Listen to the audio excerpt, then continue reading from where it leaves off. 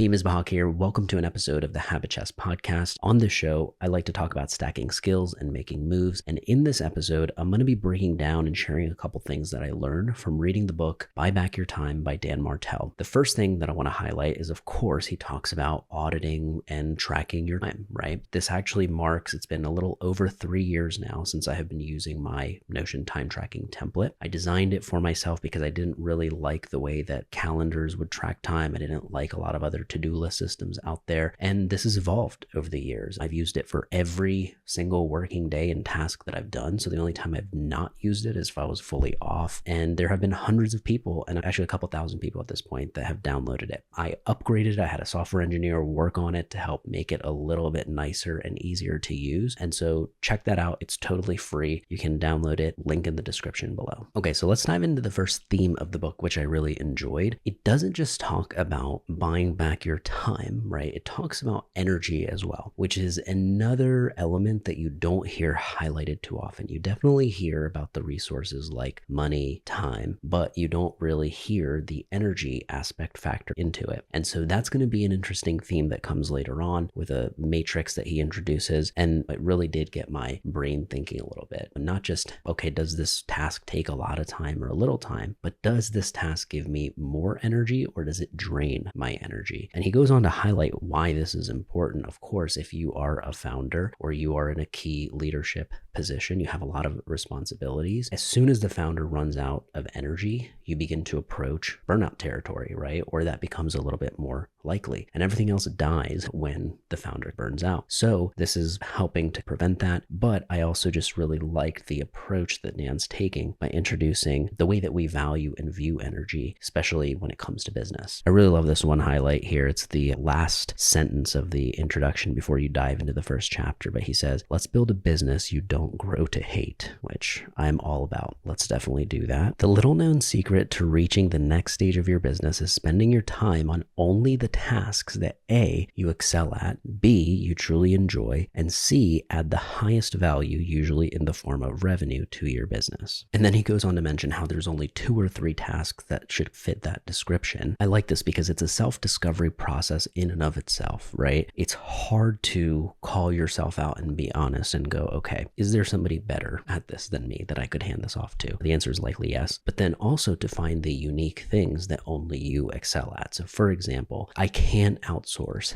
this podcast, right? I can't outsource the actual filming and recording of this thing because it wouldn't be the same, right? I need to be here. So that's something that only I could do. B, I do truly enjoy this, which is awesome. And then yes, it does add revenue to my business, which triple win, right? Let's say the editing, right? Editing takes a long time. And so this is why, by the way, I have a company called Pod Mahal and I hand off this podcast so that I can get my time back. And I'm not sitting here for hours and hours just editing my own stuff. But originally, this is something that I think is a habit that you shed over time because at first you're like, yeah, I can do it. I can do that myself. And I quite honestly, that's how I think I got through the first couple years of business, was just doing everything myself. And I did save a lot of money, right? I saved thousands and thousands of dollars that I would have spent on labor, on hiring other people, when instead I did it myself. But it does, in hindsight, I did limit myself on many instances by being so involved in the work that other things were neglected, right? My marketing didn't get the full attention that it deserved for quite a while. And then he goes on to quote Alan Dibb, the author of The One-Page Marketing Plan, which, by the way, I got that and dove into it as well. It's very good. But the quote is, you can always get more money, but you can never get more time. So you need to ensure the stuff you spend your time on makes the biggest impact. This is quite honestly why I started tracking my time so vigorously with that time tracker I mentioned. And it was about a year into my business, right? I had one of those weeks or days where you're like, what did I get done this week? What did I get done this year? What have I been doing? And so I wanted something that had evidence of that. I could go back and look at all of these inputs and okay, that is what I did. I did more than I thought I did, or I did way less than I expected. Instead of just being a subjective feeling of how productive I was, it was like, okay, let's be objective about all the inputs that are going in here. If you are a small team or you're, let's say, a team of one of the things you realize very quickly is how fast the time goes by, right? You can get sucked into, have you ever gotten sucked into an email that took, 10, 20 minutes longer than you thought it would to respond? That is an example principle or any other task that you get sucked into, you very quickly realize those 30 minutes, those 60 minutes, they fly by, right? And so when you look at a day, maybe you've got 2, 4, 6 hours, right, where you're really focused. Let's just say that it comes down to something like 4, okay? 4 or less really focused hours. The other stuff is emails, management, getting pinged here, there, pulled in all directions, right? But the real focus, let's say, of moving your business forward is maybe 2 to 4 hours. All of a sudden, the days go by real quick when you start to actually try to make use of those 2 to 4 hours. Anyways, I find it fascinating that we don't treat time investing, time trading as seriously as we do with financial stuff, because like he says, money you can get back, but that time is something that you can't. This is even more important if, let's say, you're building something while you're working a 9 to 5, or while you are building a side hustle while you're working on the full hustle. You have maybe 30 minutes, 60 minutes a day where you're really getting a chance to focus. So if you screw it up and you focus on the wrong thing for those 30 to 60 minutes, that's a big opportunity cost. The next principle that Dan talks about is called the buyback principle. I really love this because he gives you a formula for how you can figure out how much can I afford to outsource and basically buy back my time. And all the common excuses of, oh, I can't afford it, I'm not ready yet, blah, blah, blah. Let's say you're past that, but you're like, okay, I want to begin outsourcing certain things, and maybe I want an assistant. What can I actually afford here? So he said that's what the buyback principle is all about. Number 1, how to spend the most finite asset your business possesses, the founder's time. And number 2, how to invest that time into what will bring the founder more energy and more money. And then a couple paragraphs later, he has this highlighted section, which he repeats often throughout the book, is the buyback principle. Don't hire to grow your business, hire to buy back your time. And I know that's a simple shift, but for whatever reason, it made my brain switch a little differently, because it reminded me of when I was coaching fitness and when I had over 70 international remote clients, right? 35 plus states, over 15 countries. They all were there because of me, right? They wanted access to me. I couldn't just put somebody else in my place and do the consultations. Like, I had to actually be there, and I had to write the programs every single week. So it was something where there weren't many things that I could actually offload in regards to the delivery of the service. It reminded me of how I could buy back my time in other ways so that I could redeposit it back into making more money, right? Or doing things that would give me more energy. I didn't do that part. I did the more money part. But now that I know, in some ways, you might be in the same boat. You might feel limited. Oh, I don't know which parts I can fully outsource yet in my business or in my coaching practice. If that's you, then you can zoom out and you can go, okay, don't hire to grow your business, hire to buy back your time. So what other things are you spending your time on that could be easily bought back? So for whatever reason, that statement allowed me to look at it more holistically and not just the work tasks that are taking up time and energy. I think this story is actually a great example. So he's basically helping somebody calculate what the gap between their hourly rate is and what the gap between some of the tasks that they're doing is.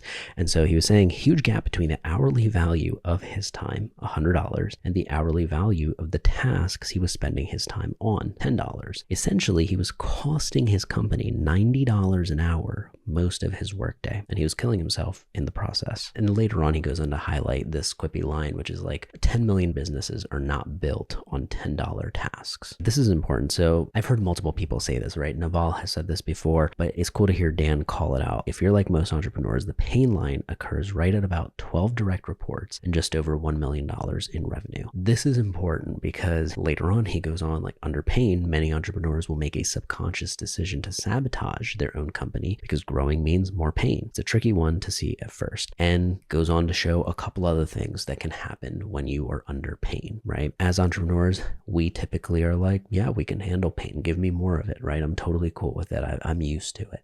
But when you have too much of it, especially when you're approaching that number, 12, and then I think if you don't do what he's saying next, which is the buyback loop, you can get really stuck in that wheel. And so the buyback loop, audit, transfer, fill. A buyback loop occurs as you continually audit your time to determine the low value tasks that are sucking your energy. Then you transfer those tasks optimally to someone who's better at them and enjoys them. Lastly, you fill your time with higher value tasks that light you up and make you more money. And you start the process over again. So again, not to plug my Notion time tracker again, but I do want to urge you to check that out because that is the entire reason that I I made this thing over 3 years ago, it allows you to naturally audit. You can do it every day. You can do it every week. And I've got a couple graphs built in there where if you use the tags to organize some of the tasks that you're doing, it can group the top things that you're spending your time on. And it calculates based off of minutes spent. So your longest task, it'll show you on a graph as well. My longest thing was a social media post, and then this meeting with a client, and then delivering for this client, or whatever it is. Check that out in the description below if you need help with something that will help you audit your time. Okay, this next one is a simple one, but I think it's worth entertaining. What would I fill my time with if I wasn't spending all of it at work? And this is important because it doesn't really feel like it's possible sometimes, right? You're like, I'm not even going to entertain that thought because I'm not even near it, right? So I'm like, I can't even think about it. I just need to focus on work. But I find that if you just lock in like that and you don't really zoom out and go, what else would I do? If I did have the extra hour, if I had an extra 4 hours, how would I invest that time? This is a great exercise to stretch your brain a little bit. To one, find things that give you more energy. Because I think that was one shift for me. It was like, okay, I know some of the more money-making things I could be investing my time into for my business, but what about the things that give me more energy? And that really forces you to be introspective and go, okay, does hanging out with this friend give you energy or take away energy? Does reading a book give you energy or take away energy? And I guess I underestimated the power that it can have on a founder when you do tiny things even that give you like a little 2%, 4% boop in energy. Oh, I thought this was really cool. So there's this section called the Billionaire's Day. He outlines Oprah's day from 7:01 a.m. all the way to 9:30 p.m. And I'm not going to read all of it to you, but basically at the end he goes, I hope you caught it. Oprah spends only 2 hours a day on traditional business matters. She spends the rest of her time on health, discovery, and personal growth. She knows that her highest value is remaining a compelling, insightful resource for her audience and remaining open-minded to discovery. This is actually a great point, right? So if Oprah was actually editing her own videos, right? She was behind the camera and she was talking to the director, no, cut this, do that. Like, she would not have the time to do all the other things she does that actually makes her Oprah, right? So that was point one. And point two is the fact that 2 hours a day, this is something that I think is a good exercise to do, even if it's not even possible. You can't imagine fitting the most important things into 2 hours a day. It's impossible.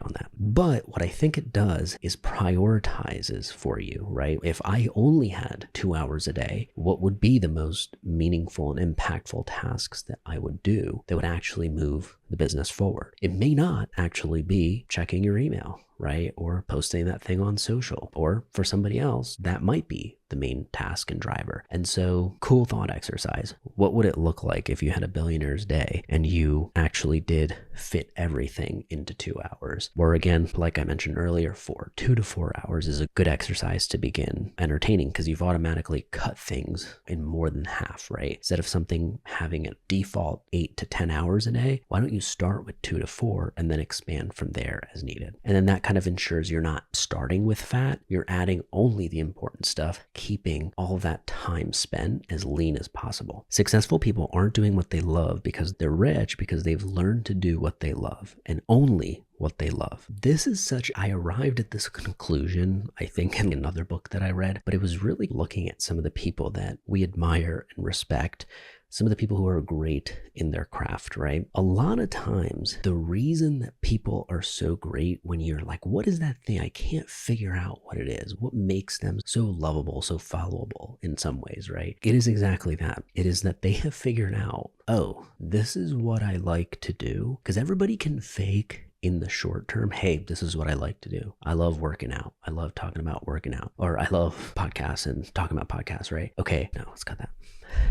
Because everyone can fake it for a while with things that they like, right? So if you really like working out, okay, everybody might seem like you're just obsessed with working out, right? But the person who was really in it, because, okay, no, I think that this was a profound paragraph because I arrived at this conclusion this is really key, because if you observe like that Elvis dust with people that you admire, like what is it about them? A lot of times it's that they have found not just their niche, right? But it's like a niche within yourself. You have found the things that only you like to do and the things that don't really feel like work. They feel like play. And then as a byproduct, you can likely keep that going much longer than anybody else. Because everybody, when they start out at something, right, that you can fake that you like it, right? Oh, I love working out. And if you're, let's say, a trainer, and all the other trainers love working out too, but there's probably a couple people that love it way more. I think the powerful lesson here is to play games where you are doing things that you love and that are giving you energy. Because the more you do that, the more likely you are to keep playing the game.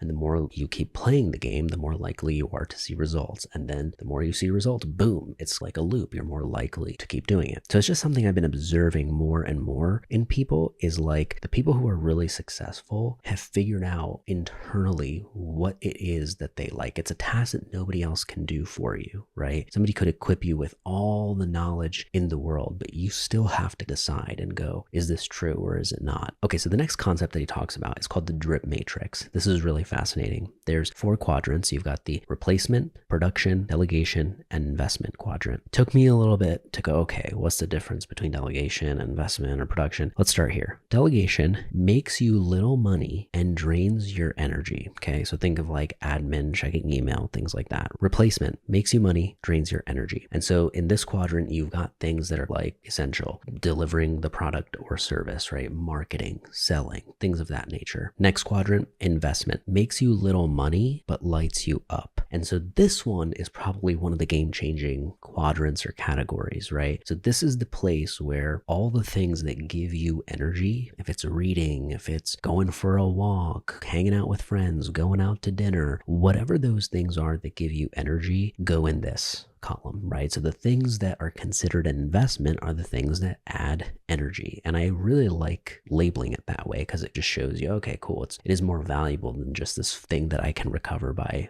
going to sleep and waking up again. It places a higher value on all of these things that might feel, when you're focused on work, like, oh, this is not valuable right now. This is a waste of time. But it's not the second that you start looking at it as an investment, right? An example in here that he says is like going on podcasts, right? So some people love going on other shows and being a guest. It may not make them a lot of money right away, but it does really light them up. They like getting to talk to other people, getting to meet new people, getting to hear what they're thinking about their stuff, right? So yeah, he says like investment activities are typically like physical activities, time with others, hobbies, industry collabs, personal and professional development, etc. So the production quadrant, this one's awesome because it makes you the most money and it lights you up. And so you just have to know yourself, because he goes on to tell a story of a trainer, one of the gym owners that I worked for in the past. This is an example. Some gym owners love the business side of things, right? They want to organize, manage, market, do all of the things, right? But then you've got some gym owners that actually like the training. They like the craft, and that's why they got into it. And in this last sentence here for that, he goes, as Covey says, the main thing is to keep the main thing. And so if you are somebody who started out, I love working with people, I love training them, right? And now you're a gym owner, you have a lot of other responsibilities. And so you could either be outsourcing the actual training and,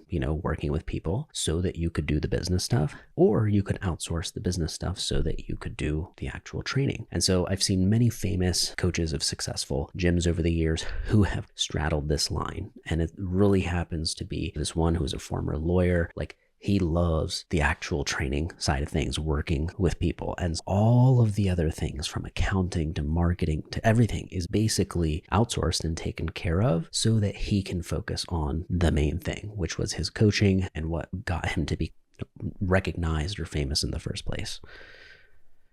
This is one of my favorite parts. I know it felt like I may have forgotten this when I introduced how you calculate how much you can afford for buying back your time, but It just was later on. So here we are. Your time is worth how much your business pays you divided by 2,000 hours. As you probably know, 2,000 hours is a normal work year. Okay, so the buyback rate calculation. My rule of thumb is that no one, not a founder, not an administrative assistant, not a baseball player, not a barista, should be performing a work task that they could outsource for 1/4, 25% of their current effective hourly rate. So if your effective hourly rate is $100 an hour, then your buyback rate is $25 an hour. Why do I calculate your buyback rate as 1/4 of your hourly rate? Because I want you to get 4 times your ROI when you're hiring someone using your buyback rate, which I thought that was a simple but powerful calculation. Is keep it simple, set yourself up so that you're excited about getting the 4x ROI. And the 4x ROI isn't just straight money here, right? Outsourcing this one task isn't just bringing you more money right away, but it's bringing you more time. And so that is a great addition in terms of calculating ROI, especially when not everything has a direct monetary value. If you start with your time and you go ahead and do this buyback rate calculation, I feel like it gives you a pretty good ballpark of where you can begin. So if the income is $200,000 divided by 2,000 hours a year divided by 4, that equals $25 an hour. And I think what's cool about this is he goes on to mention how everybody has a buyback rate, even if you make only $20 an hour, right? There is a way to work backwards and get to a number that is like, all right, cool, this is my hourly buyback rate. It might be $6, might be $3, but at least there is one, and we now know what it is, so we can grow from there. Now, coming back to the drip matrix, he says, generally you want to remove tasks in your delegation quadrant as quickly as possible. Removing tasks in replacement takes more time. And so that makes sense, right? So the little admin type tasks and the tedious things that you could be handing off much quicker, that's going to be your delegation stuff. But the replacement stuff is typically maybe the delivery, right? So if the actual delivery of your product or service, there's a little more that might go into that, right? And so to find the right person, to train them the right way takes a little bit more time, obviously. But he goes on to mention at some point in the book how that is a signal if you have stalled. A lot of times it is the delivery. So if you are somebody who's a trainer, that story that I just mentioned where it's you're working with people all day, all week, it's like, when do you have time to actually do some of your marketing, to take sales calls, to do some of the other things if you are always stuck in the delivery? I love this quote at the beginning of chapter 5. If your business depends on you, you don't own a business, you have a job. And it's the worst job in the world because you're working for a lunatic.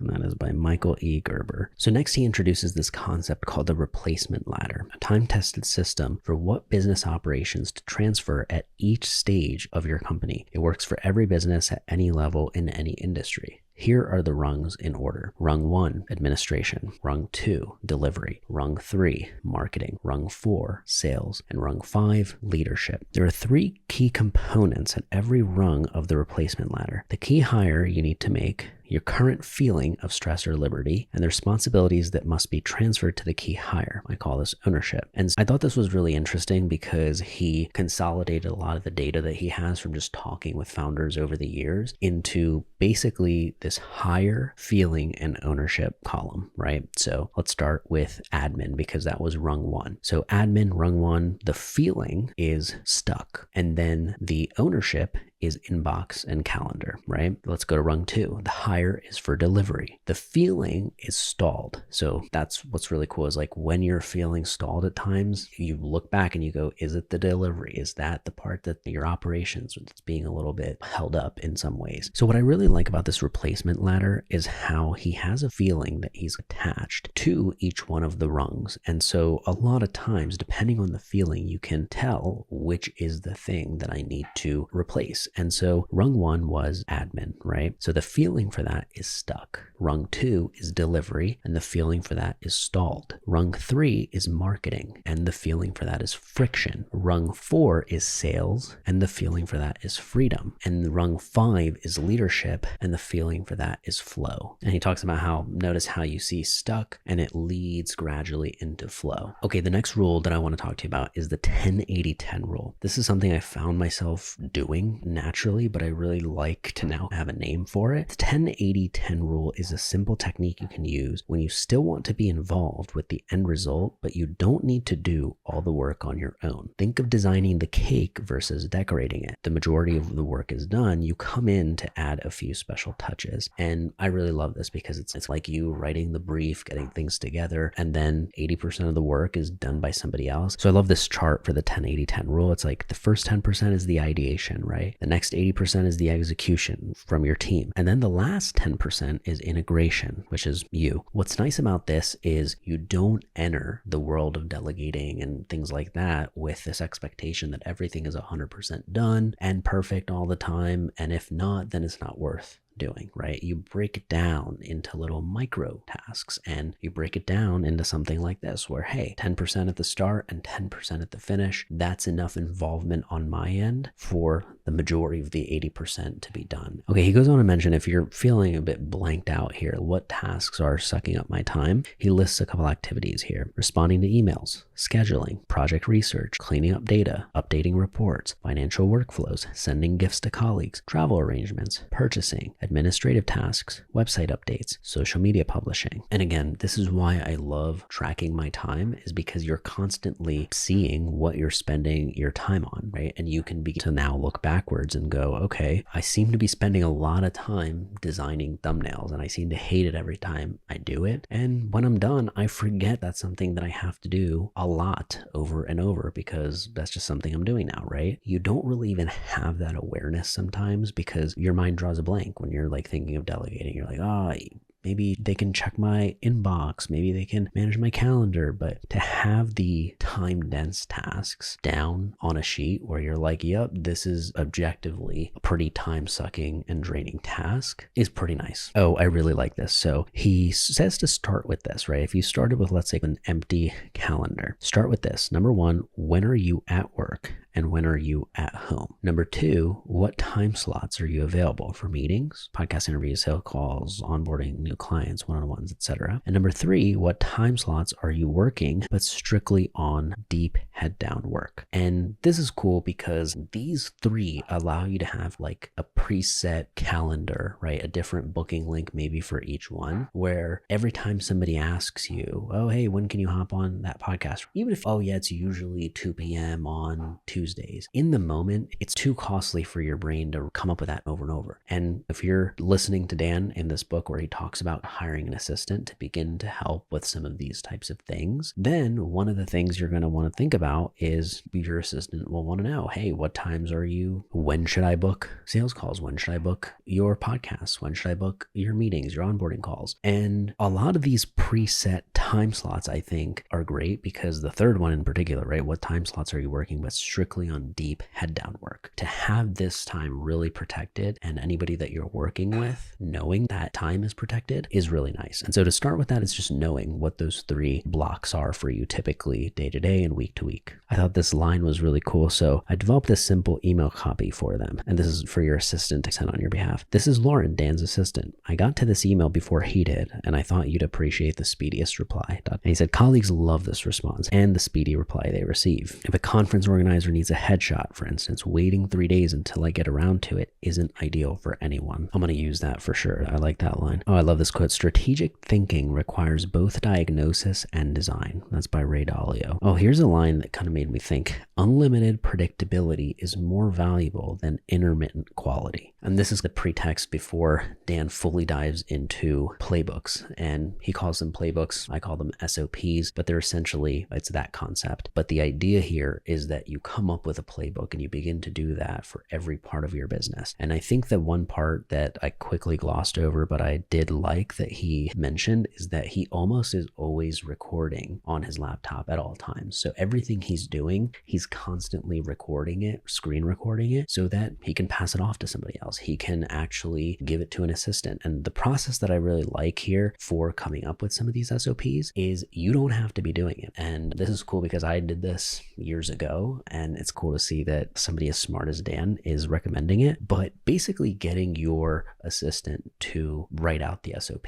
right? So you've done the video, Okay, let's say you've got a video screen recording of the task itself, right? Instead of you being the person that's going to write out all of the different steps that make up this task, what you would do is you would give it to the person who is going to be handling that task or taking ownership of that task. And then what they're going to do is they're going to watch the video and they're going to list out all the steps for the SOP for you. What this does is it allows you to go, okay, are we on the same page? Did they notice the things I wanted them to notice? And or did they skip over anything that might be really important to highlight? So this process is awesome. And then now you have a fully developed SOP or playbook that you should be able to pass off to the next person when needed. A quick tip here, by the way, I love keeping SOPs less than 12 steps. So anything that's more than 3 steps is typically going to be turned into an SOP for me. And anything that is more than 12 steps, I'll typically break that down into subtasks. So I won't keep it like a 30-step checklist that they need to go through. It'll be something that's consolidated and broken down into something that is 12 steps or less. Now, I like this. If you want to scale your company, you must learn how to repeat excellence throughout the organization. And the most successful companies execute consistency, not just one-off quality. According to a joint research project by Catalog and Cornell University, every time a worker switches between software applications, it takes them almost 10 minutes to get back to a high level of productivity. In another study, researchers noted that workers simply felt more productive when they didn't have to switch between their tools. And he goes on to basically talk about what this is, context switching, right? And how costly that actually is for our brains. And so just observe this about yourself if you start using my Notion time tracking template. If you are bouncing back and forth between, okay, you did an email, now you're on the phone, now you are paying a bill, and now you're like, sometimes I find that it's nice to block out a time for fires, right? Where you're knowing that your brain's going to be bouncing around between 10 different seemingly unrelated tasks, but they all need to get done. Oh, I really like this part. So he said, as the technical co-founder in his company, he was responsible both for business development and technical development. Having his time and energy split between the two had him concerned about when to do either. How do I split my time between business development and coding? He asked. Plan to code whenever you write the best code. And so I thought that was cool. It's if you're going to need to be doing something like that every day, why not pre-plan it? Why not figure out, okay, when is the time that I write the best code? I can really optimize for that at night. Is it in the morning? Is it at lunch? And so he said, for instance, what if you had a few time slots dedicated to creativity every day? What if all your sales calls were scheduled only on certain days of the week so you could mentally prepare for them? How much energy and time could you buy back simply by grouping similar tasks together? And again, highlighting it's about energy, not just time. The saved time is small potatoes compared with the energy saved. Business important work goes first. As Covey once said, the key is not to prioritize your schedule, but to schedule your priorities. And by the way, this is in the context of designing your perfect week. So that's definitely an exercise I would recommend putting yourself through. But he talks about how research shows that small business owners, like everyone else, are wasting a lot of time. On average, about 22 hours a week. They're performing tasks. Isn't that crazy? 22 hours a week. That's half the work week, technically. They're performing tasks others could have done for them, escaping to social media, sitting in inefficient meetings, etc. The perfect week will help remove the time wasted that gets dropped between tasks. But ultimately, I'm not just trying to save you 30 minutes a day from browsing your favorite YouTube channel. That's not going to kill you. But here's what will kill you: a constant nagging frustration of lost productivity. Over time, you'll be buying back bits here and there, all of which can get redeposited into production. Isn't that crazy? Research shows that small business owners, like everyone else, are wasting a lot of time, on average about 22 hours a week. Let's not gloss over that. 22 hours is a lot of time. And it also makes sense because think about something like social media, right? You've tried to make a social post before, you get locked in on what font to use. Oh, I don't like this color. Before you know it, 45 minutes is just gone, right? And you still haven't gotten the meat and potatoes of the post together. You've gotten all your creative decisions done. And so the quickest way that I think this 22-hour waste time actually gets there is when you get involved in the delivery or in the marketing and you can't get yourself out of it. So if you are somebody who's filming YouTube videos, right, but you insist that you have to edit all the videos, guess what? Like, this does take a lot of time. And so maybe it gives you energy and maybe it's worth it to you. But if not, it would get grouped into the wasted time of 22 hours a week, because that same 3, 5, 10 hours that you might have spent on editing a video could have been spent on on tasks that were related to production and making you more money. Or, of course, the investment column and giving you more energy. Okay, so I love this concept. It's called OD, definition of done. It will need to have these three things. Facts. What are the hard metrics that must be accomplished? What measurement in your business must be improved? Feelings. How must you and others feel for this task to be considered complete? And functionality. When this task is finished, what must it enable others to do? And so he breaks down his example of a financial report, right? So he said, it is submitted by January 1st. Fact. I'm confident that the information is going to be accurate. Feelings. That everyone who will access it can easily pull out the data they need. Functionality. So I really like that. It's simple, but it seems very powerful. Just to, even if it's one sentence for each of those, it really organizes things and it feels like a good practice to begin implementing. This part he highlights, you aren't the best person. Oh, this part I love. You aren't the best person to solve most problems anyway. Remember, your work is someone else's play. And that's something that we forget about, right? A lot of times that's why people are hiring us to do the work that they want done, right? They don't feel the same energy that we get out of it. And so that's why we exist. And so sometimes it feels like you can get disillusioned by that, right? By thinking, no, I have to do it. I'm the best person to do it. When in fact, there's no shortage of people that are very great at the things that you are bad at. And so keeping that in mind is things that feel like work to you feel like play to somebody else. And sometimes when you find that right match, if it's an assistant that gets a lot of joy out of organizing your inbox and calendar and you hate it, that just feels like the biggest win, right? It feels like you're allowing somebody else to be in their zone of genius, and it's also doubling up by allowing you to be in yours. This is cool. The 1-3-1 rule. Thanks to Brad Peterson for this one. To avoid too much upward delegation in your company, require that every person who brings you a problem defines the one problem, offers 3 solutions, and then gives their one recommendation. And he basically talks about how much time this has saved because, again, let's say you have more than 12 people that are reporting to you, or all the problems keep getting pushed up. Your time is going to fly by very quick in a day if you don't have some kind of process for shortening that, right? Without feeling disrespectful. And so creating this as a practice, I feel like is really nice because it sets a tone, right? It's okay. What's the problem? What are the 3 solutions? And I just find that this builds a lot of trust and it shows initiative no matter who's using it, right? If you bring a problem, you've thought of 3 solutions already. So